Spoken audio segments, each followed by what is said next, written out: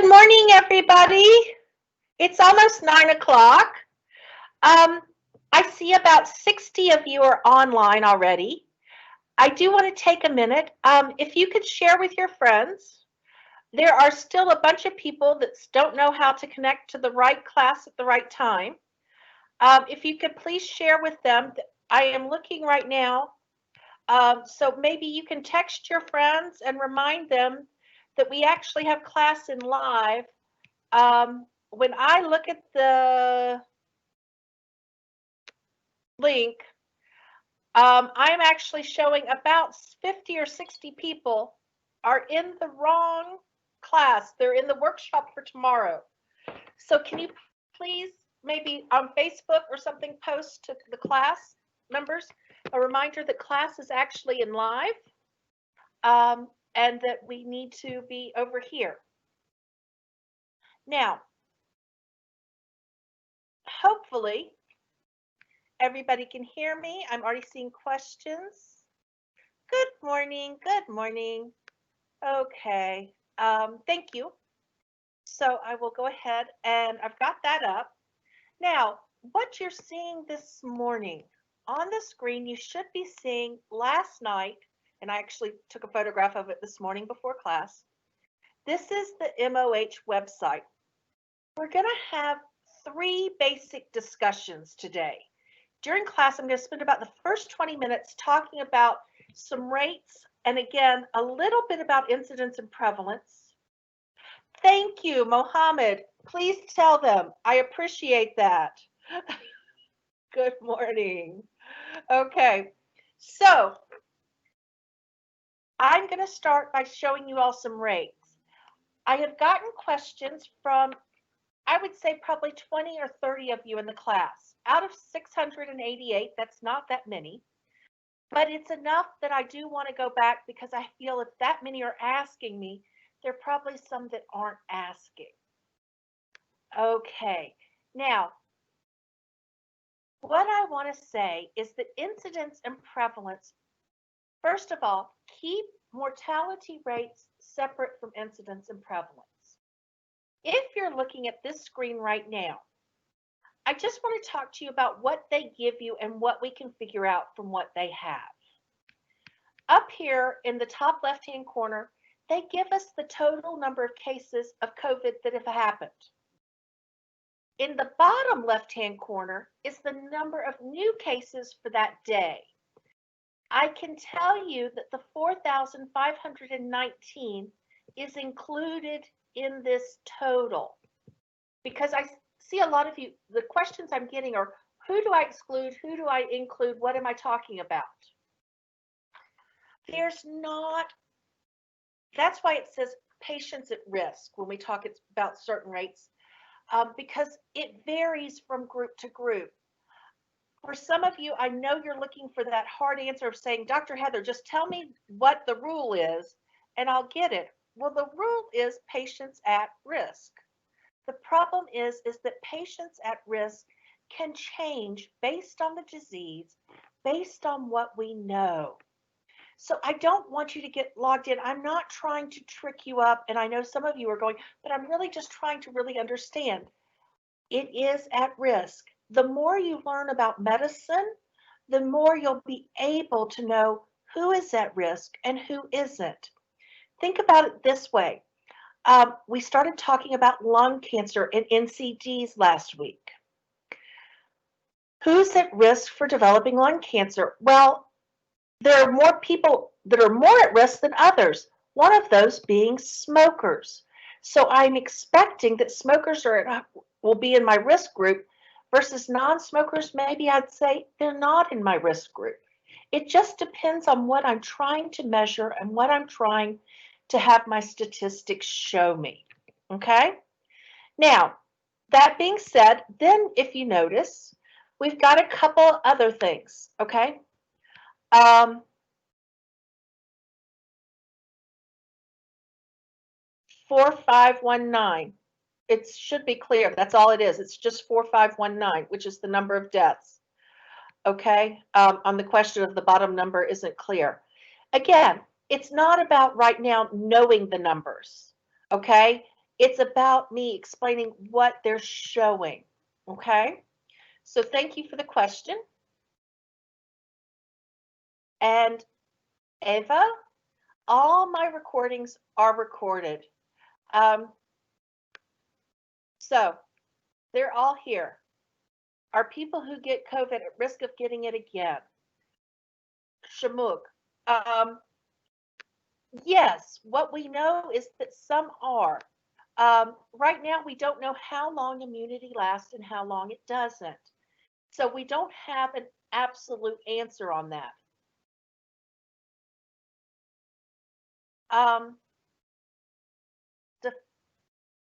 Dafala, shouldn't we rely on their medical reports if they have immunity problems or disorders? Absolutely. Typically, we want to do that. Yes, if we have those, and you're kind of getting ahead of me right there. It is absolutely, and Ehab, I'm not going to do incidence and prevalence here because we don't have certain numbers that we need. Okay, so let me keep talking. I've seen the questions. Bear with me. We're only 4 minutes into class. So let me kind of go through it. And like I said, we're going to have 3 little subsections, and then I'll come back to questions. So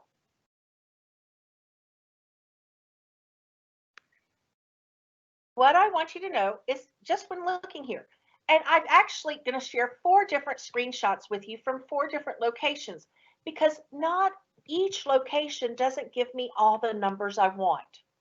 So what is the MOH telling me? They're telling me down here in the top bottom left, they're giving me the number of the daily cases, the new cases yesterday. Like I said, this number is already included in our total number of cases, okay? They're giving us how many patients are in the hospital. And they're giving us a death total for the whole time for COVID, which was 1,233. Now, notice here what they're not giving me. They're not giving me how many people died yesterday. They're not giving me how many people still have COVID. And notice if I'm wanting to do prevalence, I need to know how many people actually have COVID right now versus how many new cases there are. Okay? And it's also giving me a test figure, which we're not going to deal, which is how many PCR tests they've given. Now, I'm going to stop sharing that screen and I'm going to take us to another screen. Okay, so I stopped sharing this one and let's see, share. And we want to now see this one. Okay.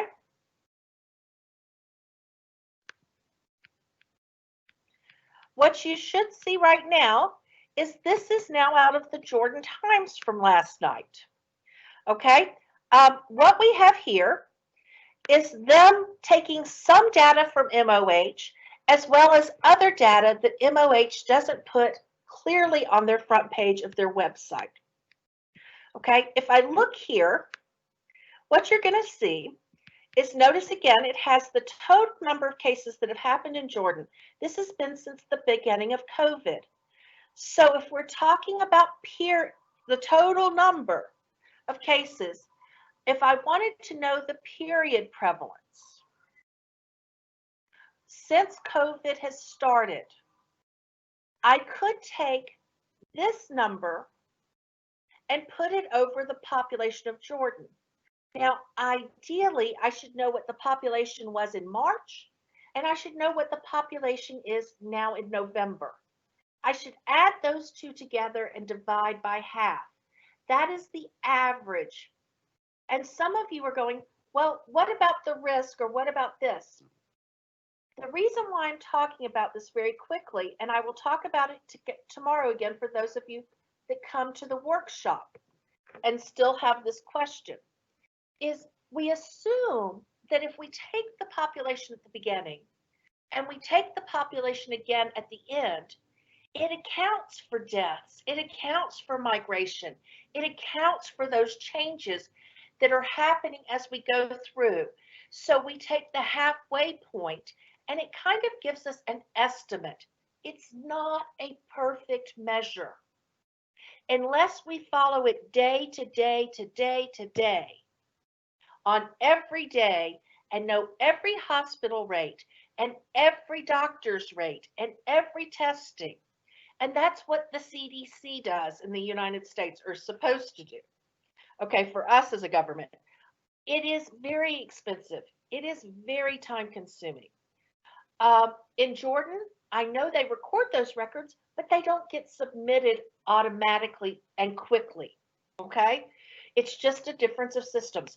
So that is what I want to explain. First of all, so when we think about period prevalence, the bottom number is the average population over that time, or the population at risk. It's really easy. We just take the population at the beginning, the population at the end, we add them together, and we divide by 2.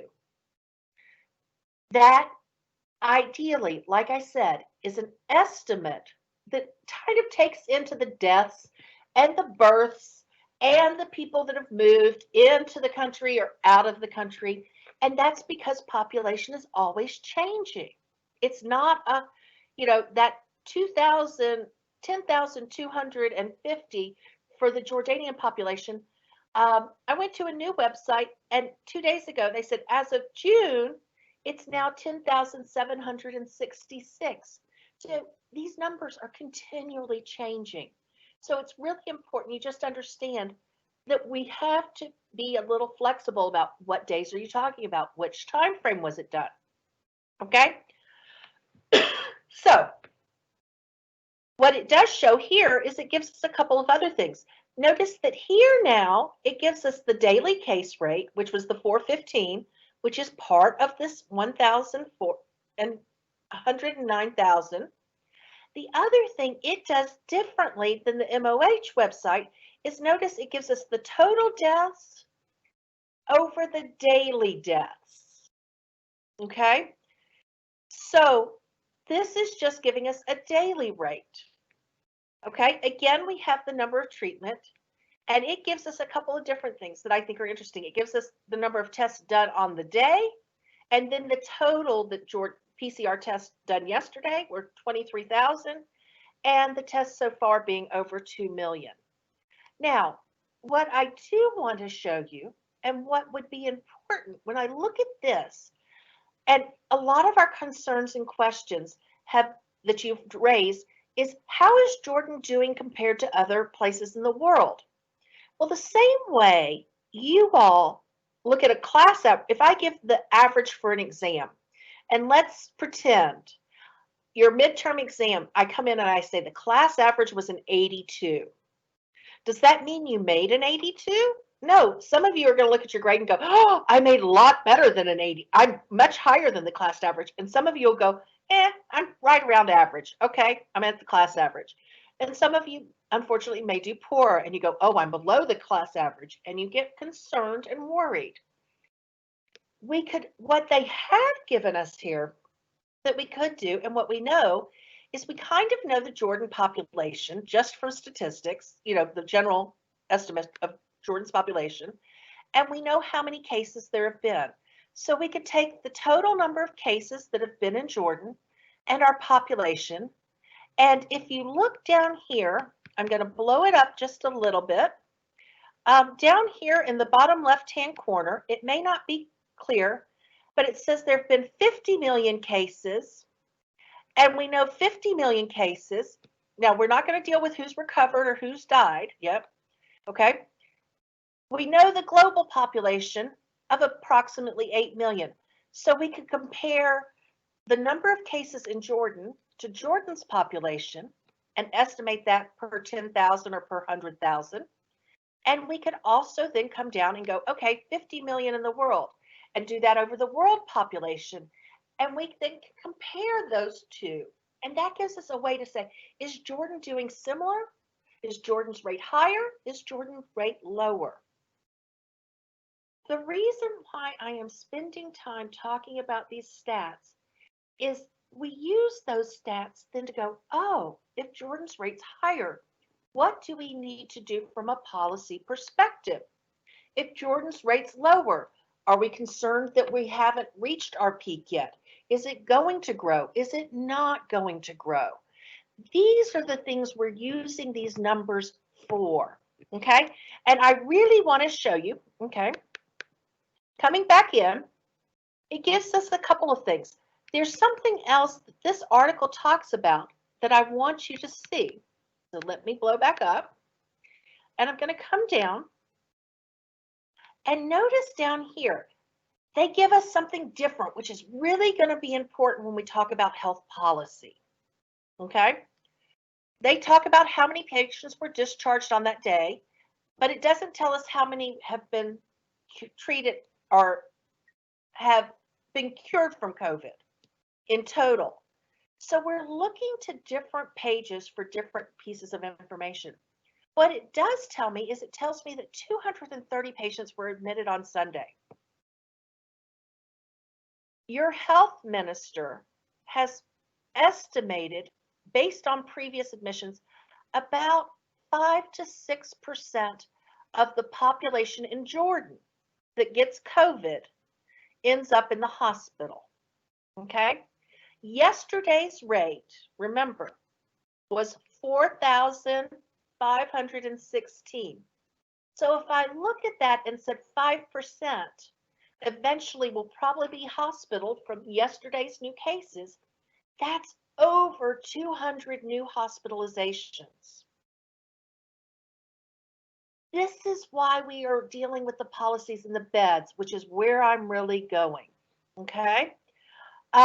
So we get concerned because if I had 230 admitted yesterday, I know in a couple of weeks, every day based on our totals, we're probably looking at about 200 patients based on the current rate of being admitted to the hospital every day. That becomes a problem because now we're talking about hospital beds, okay?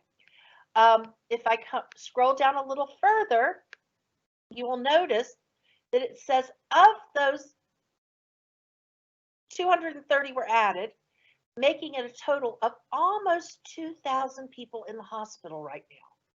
I've got news for you. 2,000 hospital beds in Jordan is huge. That's most of your hospital beds. Okay? Notice down here, the other thing it gives us that's really important when we talk about policy issues is we have currently 378 patients in ICUs. We know that most patients that go into ICU are going to need oxygen or be on a ventilator at some point. That's usually the condition that moves them into ICU from being just regularly in a hospital, okay, is that they are having that difficulty breathing.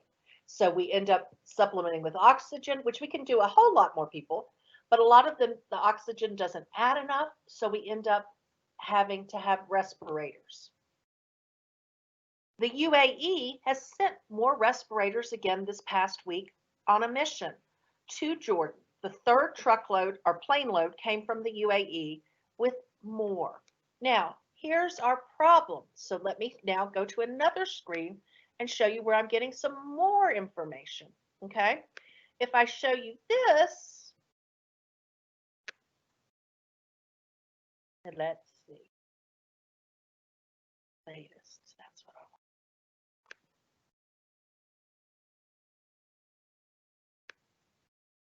What you should now be seeing is something that looks similar, but this is out of Roya News from yesterday. That's why when I said in my slides on COVID in general, if you're not reading, you're not getting current. And you have to put things together. Not everybody gives you the whole picture, okay? What I have down here is notice that what we've talked about is they're now starting to change how many beds we have and who has access to what beds. This is about Gardens Hospital, which is over in Calda, off Garden Street and stuff. They have now arranged to have 180 new beds. And and if you read down here, they're going to start to transfer them at the end of this week. Okay? We are out of beds. The government has made arrangements for another 1,000 beds from private hospitals, and another 180 ICU beds for coronavirus patients through private hospitals. I would assume that the Gardens is part of these numbers. I do not know since I'm not on their board, but my best guess is that these numbers are included in this government agreement because Gardens was a private hospital. Okay. The other thing they're doing is they're building 3 field hospitals, which will have additional capacity of another 1,000 beds and another 180 ICU beds. And there's one going to be in Amman and Urban and Ma'an. Sorry, I struggled on my Arabic. But notice that these won't be ready for another month. Okay, so when we start looking at these numbers, and the reason why we look at prevalence and incidence is more important right now for the doctors as are the health policy makers and the doctors who are looking at this, because if we project what we're getting today, the day you get sick isn't the day you end up in the hospital typically. Typically, the signs and symptoms show up around the 5th or the 7th day once you've been exposed. So all of a sudden, we've got a lag. And if that person is exposed to other people, what about the asymptomatics? So we all of a sudden are finding that Jordan is having to shift from having hospitals that provide care for heart attacks, that having doctors provide care for diabetes. We saw them put out the public health order from the ministry saying, we will hire anybody with these kinds of backgrounds, which was all about, if you have a current license, we're going to take you because we need the medical staff. We can create these beds, but if we don't have the staff to take care of them, it also doesn't help us. So I just want you to see how we use all these numbers in combination, okay? I think I had one more screenshot that I wanted to show you here. And let me see if I can find that. Close that one out. Oh, yeah. I'm going to move us back into one other. Let me see. Come on, state affairs. No, that shows the same thing. Okay, and I had one more screenshot, but it shows the same thing, so I'm kind of not going to go back in. It was from the Jordan Times, again, talking about Gardens Hospital. Now,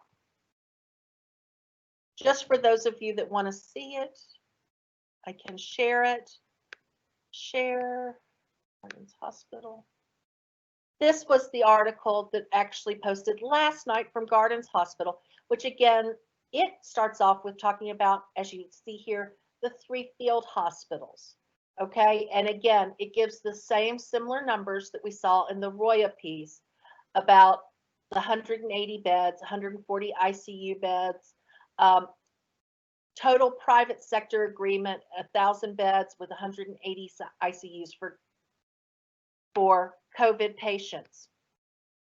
What I really want, like I said, to explain with this is that we look to different sites to get little pieces of information. Now I'll share me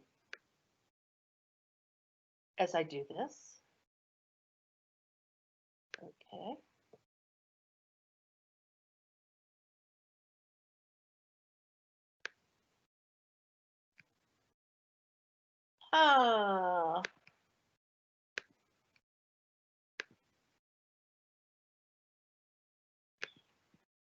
So, like I said, what I was really trying to show there is that we use different numbers for different pieces. A lot of that we rely, and it's moving continually, okay? Why don't we do this number population at risk? So what I'm going to do is kind of look at some of the questions. Why we don't think this number of population equals population in total cases. There's a difference. And for some of you, I've tried to, like I said, when we talk about, when you learn more about the micro, when you learn more about the genetics, and you're having to trust me right now. which is not where I want you to be. I'd like you to be able to say, okay, but I am asking you to trust me. What I'm wanting you will start to know who is at risk and who isn't. Okay? If they have certain health behaviors, are they at higher risk? So are they somebody that's at risk of getting that? If they've been exposed, are they at risk? Yes. Okay. If it's a respiratory disease and I've been in that room, then I'm exposed and at risk.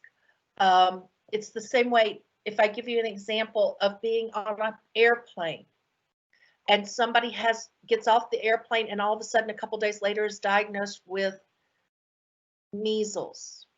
Measles is very infectious as well and spreads through the air. It doesn't matter whether you were in first class or in the back of the plane in the last row in economy. We're going to go through that manifest list and find every single person and try to find where they are after they've gotten out of the airport, gone to wherever they're going. And we are going to try to locate them to tell them they are at risk of measles, because we know, again, that's going to spread very quickly. Okay. We will make those calls and we're hoping that a lot of them have been immunized. If they've been immunized, then we go, check, we don't need to do anything else. You're not at risk. You have immunity. Okay. So this is how we kind of work through disease patterns. So there are a lot of diseases that when we look at who is at risk, we have to know who's been immunized, who hasn't, who's been exposed, who hasn't. We're not perfect at that, but we get a good estimate, and the estimate is what we work with. So I kind of want you to come out, try to step away from the philosophy of it has to be this, it has to be that. We kind of have to weigh those choices. It's much like I said at the beginning, when some of you all asked me, should I memorize this? Should I memorize that? You can see already now in 6 weeks, what we are doing with health policy is we're having to take different pieces of information that change continually and make new policies and new directions. Think, if COVID had stopped again all of a sudden in Jordan, would we need to build these hospitals? Could we have doctors still doing other types of treatment? Sure, but right now, what we need to recognize, and I come again from that public health background, so what we're recognizing is that while everything is being diverted to take care and meet the needs for COVID patients, because there are a lot of, at 4,000 and 5,000 new cases a day, that means that about 200 or 300, somewhere in that range, will be admitted into the hospital every day as we move forward over the next few weeks. That's where our numbers are going to overwhelm the system. If it holds at that 5 or 6%, that's too much for the hospital to hold. You know, if it was only 100 people getting exposed, it's 5 or 6%, you go, oh, wow, we can deal with 5 or 6 patients, or 50 or 60 even. But it's when the numbers shift, okay? Do I think so that should hopefully answer that question. I am taking a few more questions, and then I'm going to kind of, do you think testing is enough? Okay, I'm not calculating. Like I said, this is not about which number comes out to what. I just am wanting you to see where we look for different information, okay? I am having a workshop tomorrow. If we want to calculate rates, if we want to go through rates, that is what the workshop will be for those of you that still have questions, okay? Doctor, how many active cases with and without hospital treatment? Well, that's a great question. Okay, they keep telling us we've got almost 2,000 as of yesterday that are in the hospital. But if you notice, all the new numbers aren't telling me how many are still active. Actually, I noticed in Roya News, there was another third article that talked about approximately how many cases they think are active right now. And I think they said about 90,000. I thought that was a high estimate. Okay. Personally, I would think more have gotten better and moved out of that pool. In other words, that have been diagnosed earlier and have moved out of it. But they are saying that they estimated about 90. I don't have that real number. Okay. But we do need those numbers if we're really wanting to talk about who is an existing case right now. We would need to know how many people hospitalized and non-hospitalized are COVID positive right now. Okay. So good question. Doctor, we can't understand. I don't understand the question. So let's see. If we compare the number of cases to the number of tests, then Jordan's medical situation is very bad. About 5.3% of all tests are positive. Actually, that's interesting, Sharif. Great comment. They are telling us, and I thought this was interesting. Yesterday, they told, I think your Ministry of Health announced that they thought the positive test rate was about 21%. If we were at 5%, we'd be doing pretty good. Okay. I wish we were. But yeah, you can play this game. Here's the problem. When we look at those tests, you're going back and using the whole number. Remember, the test is only good for the day. In other words, what I mean is that when I look at that whole number, the 2 million tests, okay, the numbers that are way back at the beginning, back in March and April and May, right now don't affect my impact rate. What I really would do is I would take the average of how many tests were given over the last week and how many tested positive over the last week. And that would give me a better projection, because when I count all those tests that were done way back and even in the summer before the rates went way up, that's pulling my statistical number down. Okay. So just so you're aware of that. So it's kind of thinking, that's something I was thinking about talking about. Okay.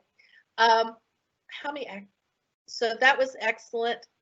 In calculations, do we count people who have already gotten COVID in the population at risk? Like I said, anonymous is how you read. We don't know. We don't know.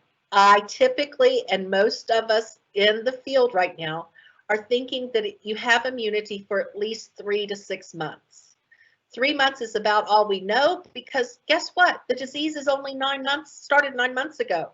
So we don't know if anybody has immunity past 9 months. We do know people are getting it again, but they're very few. So that's why we think we have a pretty good immunity that's coming out of who gets it. Cases include deaths under treatment. I'm not sure what you're asking me. Okay. Mahmoud, you'll have to be a little bit better on the question, because, Doctor, why is this way? Why is this period pre?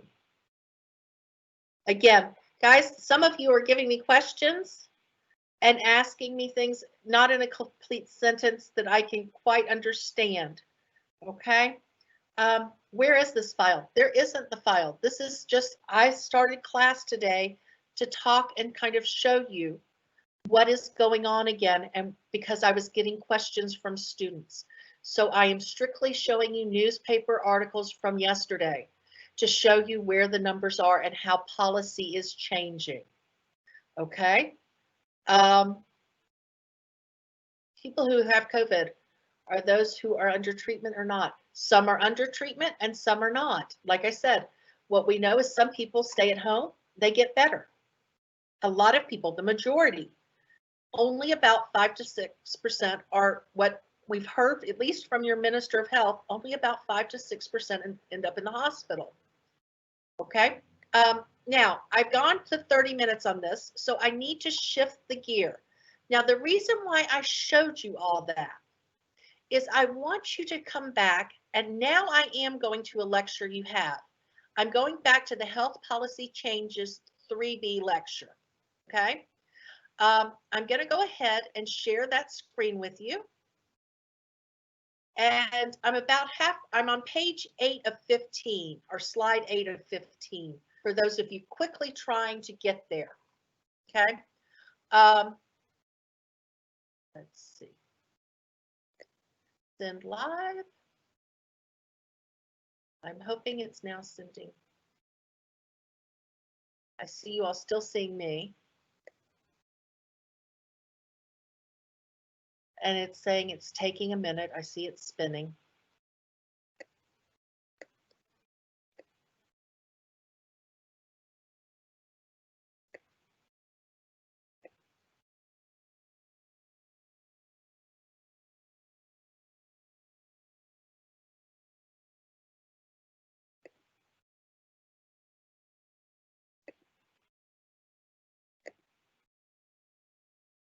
Okay.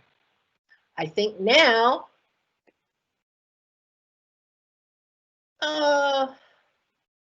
send live. Come on, baby.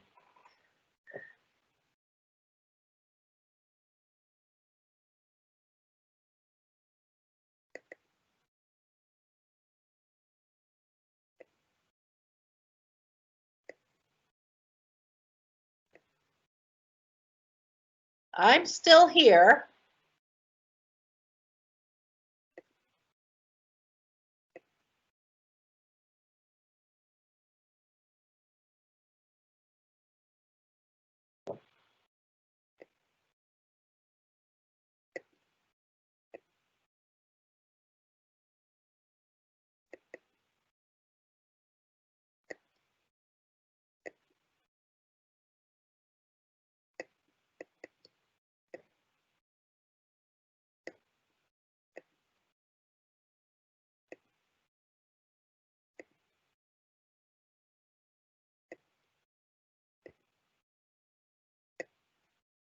And I'm not sure why it's not letting me come back to you.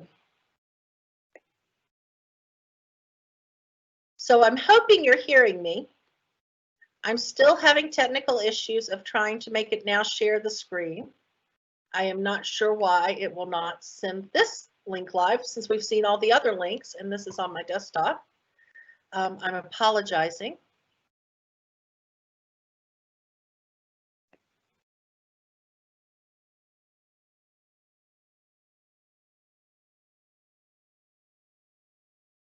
And it's showing the screen, but it's not showing. It's showing live event will continue in a minute.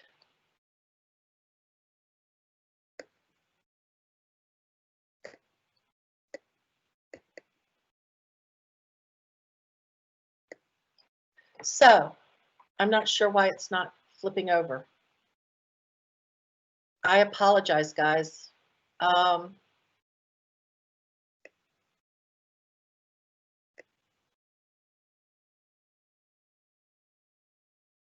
If I scroll way down, guys, there are way too many questions.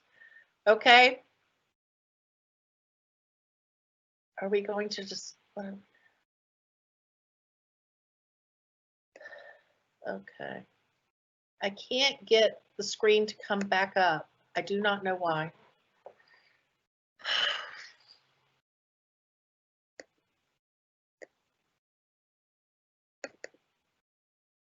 It's showing that this screen is highlighted, but it is not showing that you all are seeing it. It's showing it's highlighted on my desktop. Can anybody quickly at the bottom of the thing, can you see the video or not? If somebody can just tell me, can you see this?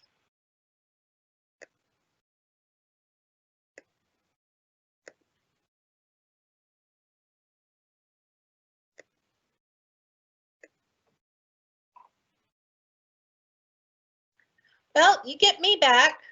I can get me back, but I can't get my screen to come back up. Let me try one more time to keep, I'm here. I am strictly trying to get the video to pop in, and it will highlight, it will show, and we are definitely having a technical issue. So I apologize. No, you cannot. Okay, that's what it was showing me on my feed that you weren't seeing it, but it's showing me on another that you're not. So let me see if it will share this with you now.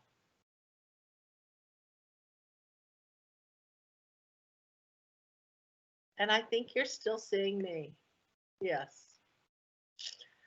I do not know why. If I turn off my camera, it shows that it should be giving you the video, but it's still focused on me. Oh boy, this is not where I wanted to go today. And not how I wanted.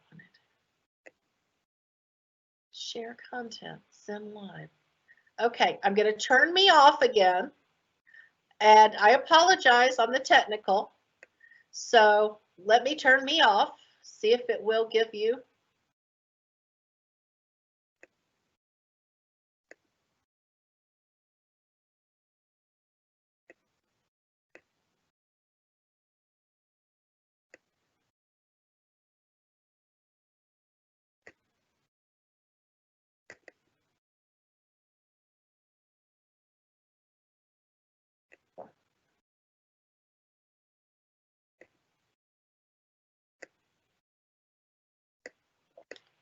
It's really interesting. It's not letting me send it live to you.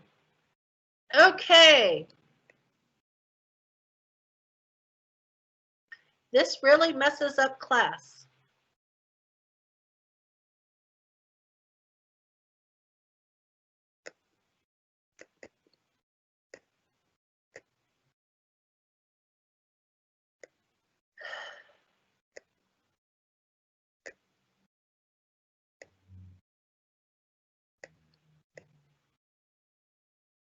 It's definitely not letting me send anything else live to you. I have done something evidently. Okay, I will come back and come in on my own.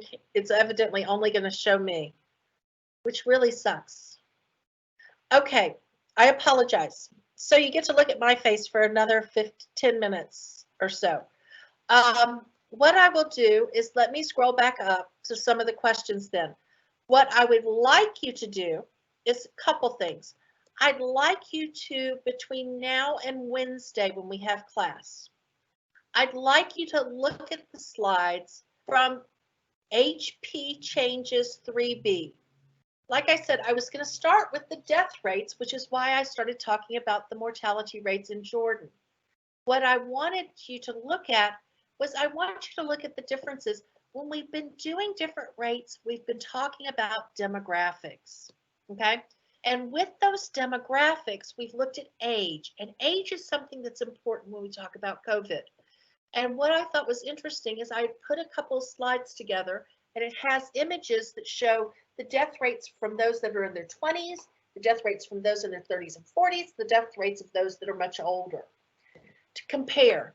And I also had some stats about young people getting COVID.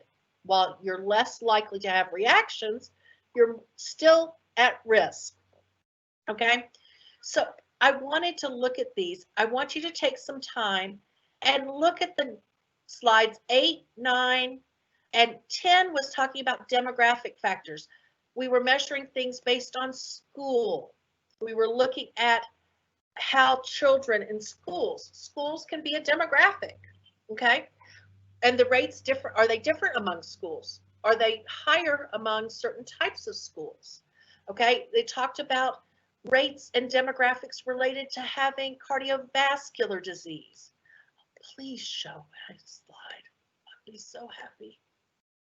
Send it live. I'd be the happiest girl. No, it's still not sending live. Okay, but it had some great, and I've driven arrows to people with cardiovascular disease at risk. We can talk about that, not wearing a face mask. We can talk about overcrowding. We can talk about ventilate. Anything we can separate, we can make a demographic variable to use to try to figure out what is the policy or how it's impacting a certain group of people or certain people, it's different types of risk, things along those lines. Now, The other thing, so if you all will please take some time to do that, the vaccine information is there. Slide 13 had talked about, and I'm looking at them myself right now, and I apologize. It talked about non-pharmaceutical invention checklists, things like face masks, personal hygiene being the hand washing, okay, physical distancing being the 6 feet apart, banning large public events, okay. They identified those as part of one of the most important things to do, because what they did is they came in and said on policy we should have 10 interventions. And I really don't know why it won't send live. I mean, it's sitting on the other slide right here showing, and it won't pop into your window. And I really do apologize, guys. But it talks about non-pharmaceutical inventions as being number 2 of the top 10 priorities. Having science-based policy making, that was number 3.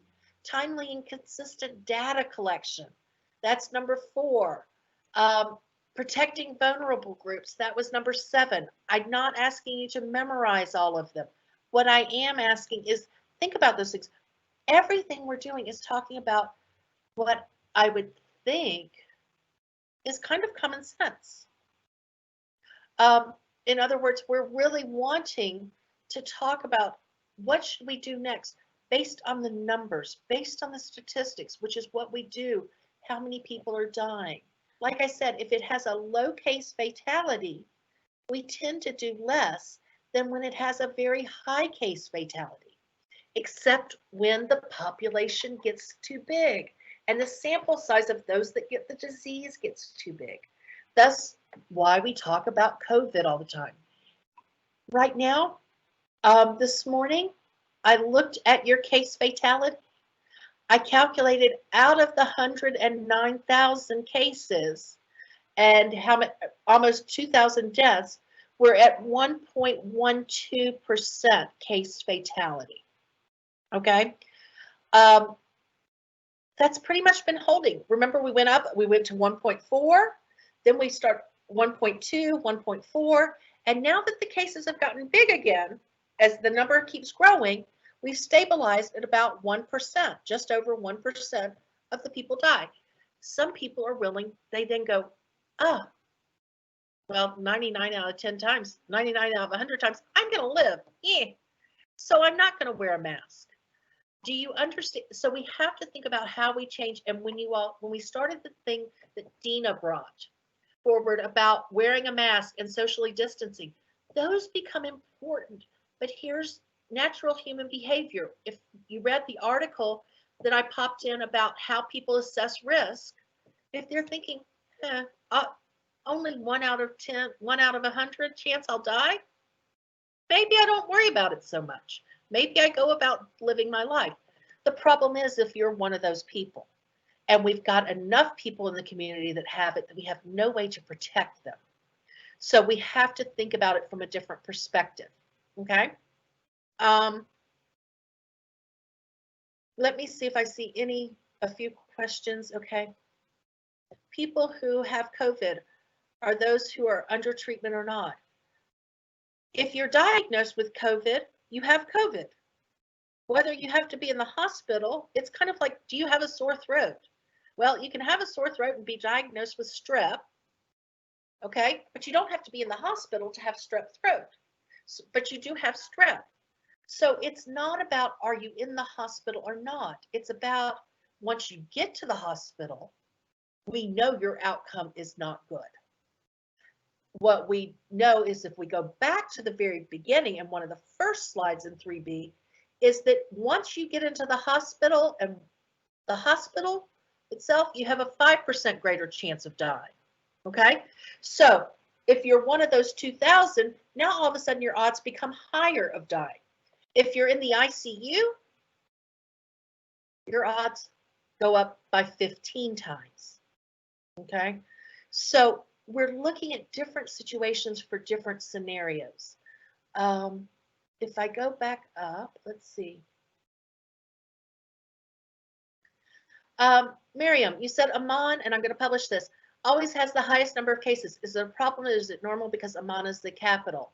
It is absolutely normal and stuff. Oh, and Sharif is just posted. I'm finding his case fatality was in here. Thank you. Thank you for agreeing with. He posted 1.127%. So there's your exact number for our stats. Miriam, when you asked about Amman, it's expected. It's a denser city. Remember when we looked at the beginning and you saw higher population, higher cases of COVID in New York City, higher in London, higher in Paris. Okay, Amman's the capital. We have higher density, which means people are closer together. It also means that what? We have more people here, so we are going to expect to see higher numbers. What would be interesting that we don't know is, are their outcomes different? In other words, do people in Amman do better than people in Zirka or people in Irbid? And could that be to treatment or can that be to something environmental? We wouldn't know. Those would be interesting statistics to be able to figure out. Let's see. Farah asks, shouldn't we also know the daily number of test results to know whether the tests are beneficial? Absolutely. And that's what they're not giving us. I love that question. Farah, I published. And stuff. I know it's 9:50. I know we had technical difficulties. So let me take a couple minutes to do a closing for class since we had the technical issues. What I want you to be aware of is tomorrow is a holiday. I have published on the website. I've already seen some thumbs up. I've already seen some hearts. Thank you. Tomorrow, I will be doing a regular meeting online.